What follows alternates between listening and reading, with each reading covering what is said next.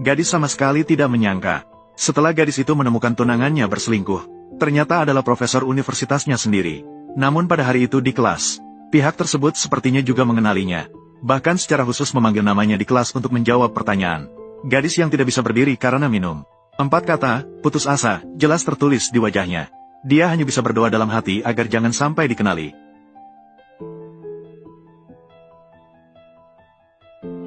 Masalah ini harus dimulai dari setengah bulan yang lalu. Gadis itu menemukan tunangannya berselingkuh. Guru anatomi saya, minum sampai tidak bisa berdiri. Tapi hari ini ada kelas.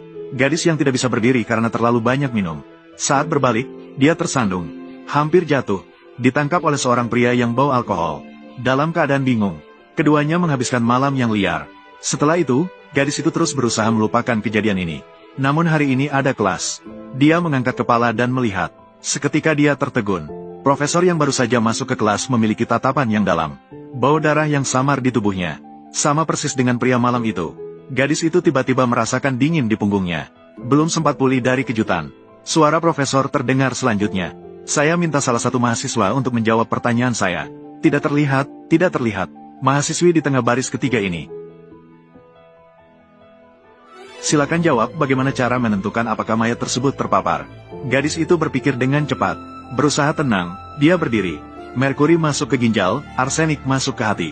Aconitum meracuni sistem pencernaan. Racun ular membekukan darah. Lihat lagi warna perut, jari, dan wajah. Maka bisa menentukan apakah keracunan saat perut kosong. Yao, kamu benar-benar hebat. Jadi, mahasiswa ini, tadi kamu sempat melamun, kan? Tapi saya sudah menjawabnya. Namun profesor melihat sekilas ke kartu mahasiswanya. Meminta dia untuk datang ke kantornya setelah kelas. Gadis itu bingung selama setengah hari. Namun dia tetap pergi dengan terpaksa.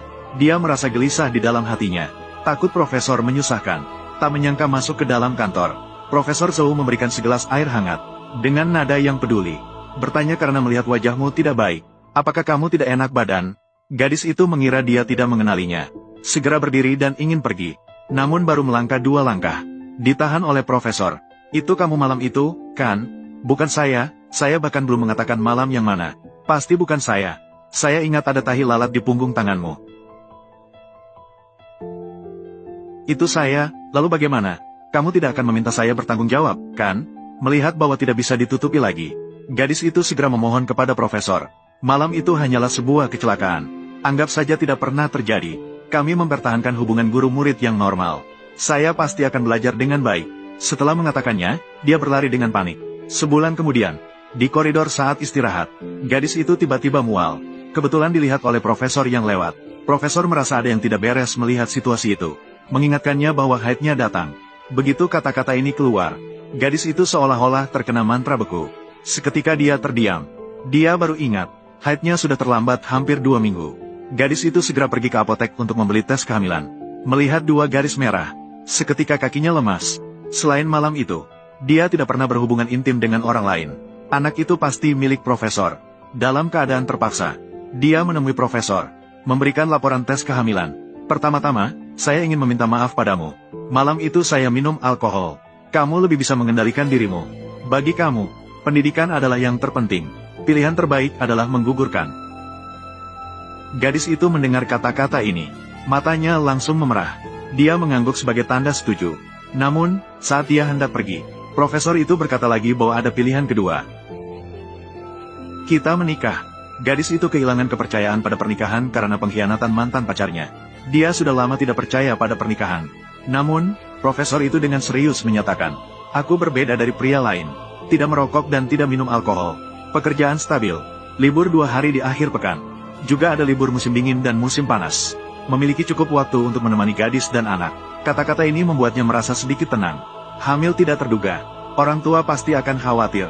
Lebih baik menikah dengan Profesor Zhou terlebih dahulu. Ketika orang tua kembali, tidak perlu khawatir tentang kabar pernikahan yang bocor. Tapi, apakah Profesor Zhou benar-benar dapat diandalkan? Setelah berpikir panjang, dia setuju untuk menikah terlebih dahulu. Keduanya pergi ke kantor catatan sipil untuk mengambil akta nikah.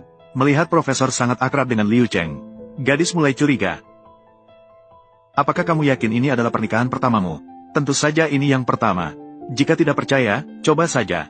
Rasanya kamu sangat akrab dengan Liu Cheng. Saya tidak pernah bertarung tanpa persiapan. Kamu adalah pengecualian. Dengan begitu, Keduanya dengan cepat menyelesaikan akta nikah. Profesor dengan senang hati mengambil foto dan mengirimkannya kepada orang tua untuk melaporkan. Kemudian dia bertanya kepada gadis itu, bagaimana dengan orang tuamu? Gadis merasa panik di dalam hati. Dia segera berkata bahwa mereka berada di luar negeri. Sementara ini tidak perlu bertemu. Sebenarnya dia belum memikirkan bagaimana menjelaskan bahwa dia melarikan diri dari pernikahan. Dan sudah begitu cepat mengganti suami. Setelah itu, profesor membawanya ke rumahnya. Ternyata dia sudah menyewa apartemen dekat sekolah. Agar lebih mudah merawat dirinya dan anak, profesor dengan perhatian memberinya pijatan. Gadis itu melihatnya yang tampan dan lembut. Hatinya merasa terharu dan tegang. Namun profesor berkata, saya tidur di ruang tamu. Jika ada yang perlu, panggil saya kapan saja. Begitu kata-katanya selesai, ponsel profesor berbunyi. Ibu, kamu sudah di luar pintu.